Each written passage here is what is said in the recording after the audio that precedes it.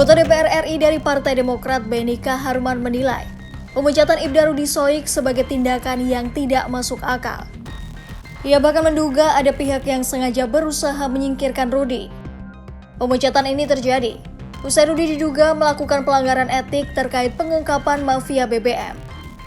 Beni menyatakan pemecatan yang dilakukan oleh Polda NTT ini sangat tidak bijak. Pernyataan itu dikatakan Beni dalam rapat Komisi 3 DPR RI di Kompleks Parlemen pada Senin 28 Oktober 2024. Beni juga mengungkap keheranannya terhadap langkah Polda NTT yang memecat Rudy.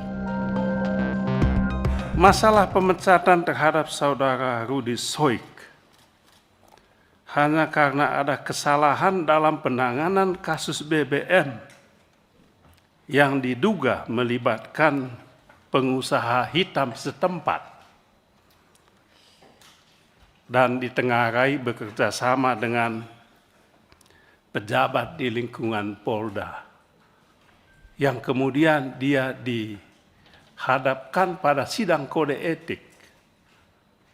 Saya sampai saat ini tidak masuk di akal. Belum masuk di akal saya, Pak Kapolda.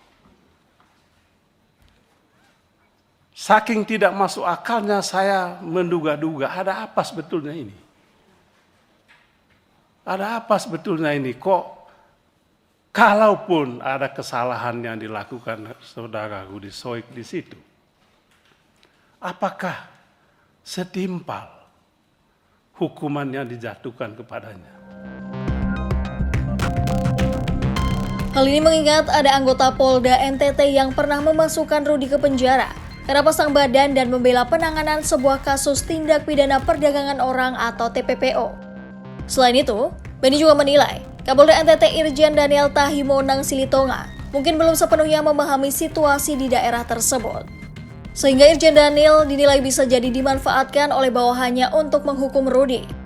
Untuk itu, Beni meminta Kapolda NTT untuk mengusut tuntas kasus ini secara hati-hati dan mendalam. Ia juga mendorong agar kasus mafia BBM yang diungkap Rudy dapat ditangani lebih lanjut oleh Polda NTT.